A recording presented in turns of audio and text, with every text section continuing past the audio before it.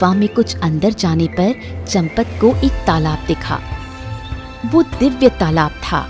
उस तालाब पर किसी भी जादुई शक्ति का कोई असर नहीं पड़ता था, इसलिए उस तालाब का पानी नहीं सूखा। पानी देखकर चंपत बहुत खुश हुआ। अरे वाह, पानी मिल गया।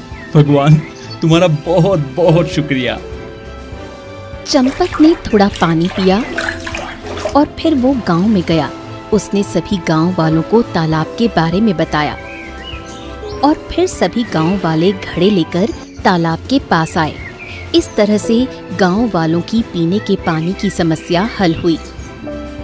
जल्दी ही रानी परी को इसकी सूचना मिल गई कि चंपत को पानी मिल गया है और वो जीवित है।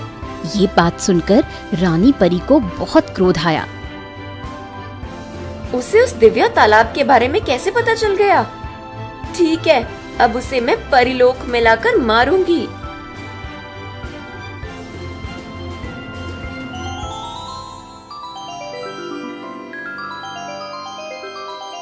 फिर रानी परी ने अपनी जादुई शक्ति से एक अदृश्य जल उस तालाब के पास बिछा दिया। सुबह जब चंपत वहां पानी लेने आया तो वो उस जल में अटक गया और तभी रानी परी ने वो जल परीलोक में खींच लिया। आओ मनुष्य, परीलोक में तुम्हारा स्वागत है। सुना है तुम्हें परियों से बहुत लगाव है, इसलिए मैं तुम्हें परीलोक में ही लेकर आई। क्या मैं परीलोक में हूँ? मेरी रेवती कहाँ है? कौन रेवती? यहाँ पर कोई रेवती नहीं है। दासी, हमारे इस पृथ्वी लोक के मेहमान को अच्छा खाना पीना दिया जाए और कल होने वाले त्योहार की तैयारी शुरू की जाए।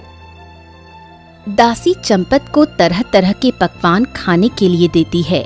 चंपत खाना खाता है, पर उसे कुछ समझ नहीं आ रहा था कि यहाँ पर चल क्या रहा है। उसकी इतनी मेहमान नवाजी क्यों की जा रही है? मुझे तो ये दुष्ट रानी परी की कुछ चाल लग रही है। इसने मुझे मेहमान नवाजी करने तो यहाँ पर नहीं लाया है। चलो, मैं आसपास घूम लेता हूँ, कहीं रेवती मिल जाएगी तो देखता हूँ। ऐसा सोचकर चंपत परीलोक में रेवती को ढूंढने निकल गया।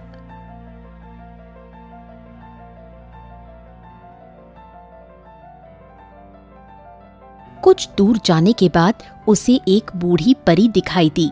चंपत को देखकर बूढ़ी परी ने कहा, पुत्र, तुम तो पृथ्वी लोक के वासी लग रहे हो, फिर तुम परीलोक में कैसे आ गए? कौन हो तुम? बूढ़ी परी माँ, मेरा नाम चंपत है। रानी परी ने मुझे जाल में फंसाकर पृथ्वी लोक से यहाँ पर खींच लिया है और अब मेरी मेहमान नवाजी कर रही है। मुझे पता नहीं मेरे साथ क्या हो रहा है। मैं तो अभी यहाँ पर रेवती परी को ढूंढने निकला हूँ। क्या रेवती? रेवती को तुम कैसे जानते हो? बूढ़ी परी माँ, रेवती परी मेरी प्रेमिका है। फिर चंपत बूढ़ी परी को पूरी कहानी बताता है। ठीक है, चलो मेरे साथ। मुझे पता है रेवती कहाँ है, वो तुम्हारा ही इंतजार कर रही है।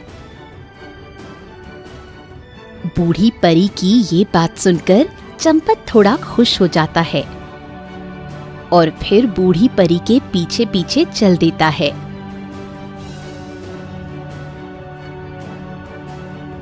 बूढ़ी परी उसे एक महल में लेकर जाती है। वहां पर रेवती बुरी हालत में पड़ी हुई थी।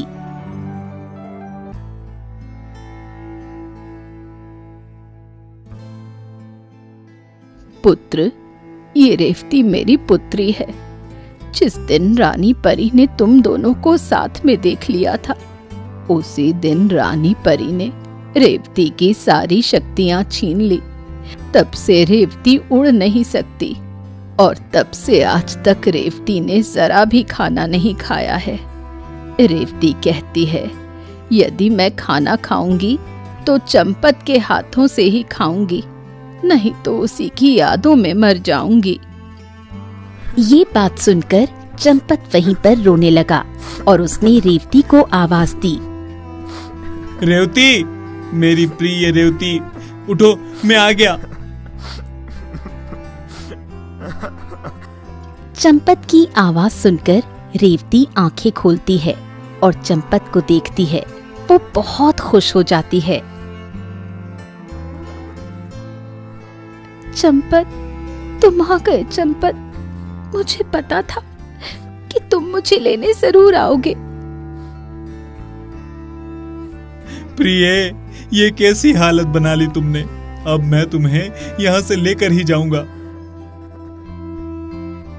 उस डायन के रहते हुए तुम्हारा पृथ्वी लोक पर वापस जाना असंभव है पुत्र। कल के त्योहार में वो डायन तुम्हारी बलि देने वाली है, इसलिए तुम्हें इतना खिला पिला रही है। कौन डायन? क्या रानी परी डायन है? हाँ, असली रानी परी मैं हूँ। एक दिन उस डायन ने मेरी जादुई शक्तियों की माला चुरा ली और उसे एक गुफा में छुपा दिया। फिर उसने मुझे एक बूढ़ी परी बना दिया और मेरे साम्राज्य पर अधिकार जमा लिया। उस डायन ने सभी परियों को अपने वश में कर लिया है और तब से वो हम पर अत्याचार कर रही है। अच्छा, तभी तो मैं सोच रहा था कि ये परी इतनी दुष्ट कैसे है, क्योंकि मैंने सुना है कि परियां बहुत अच्छी और दयावान होती है। पर रानी जी, हम क्या इस डायन का विनाश नहीं कर सकते? कर सकते हैं पुत्र, यदि मुझे मेरी वो जादुई शक्तियों की माला मिल जाए तो मेरा रानी का रूप और मेरी शक्ति वापस आ जाएगी। जैसे ही मैं रानी बनूंगी वैसे ही वो डायन जलकर भस्म हो जाएगी।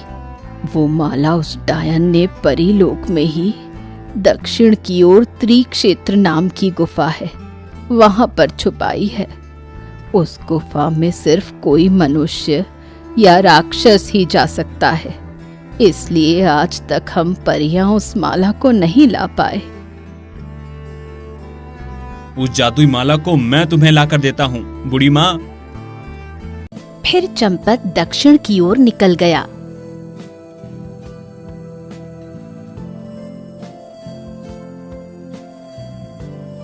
वो गुफा में गया।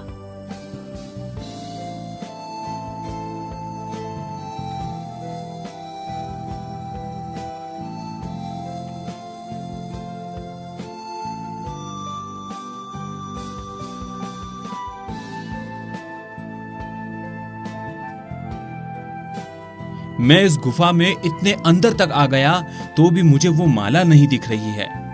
कहाँ है ये माला? चलो और थोड़ा आगे जाकर देखता हूँ।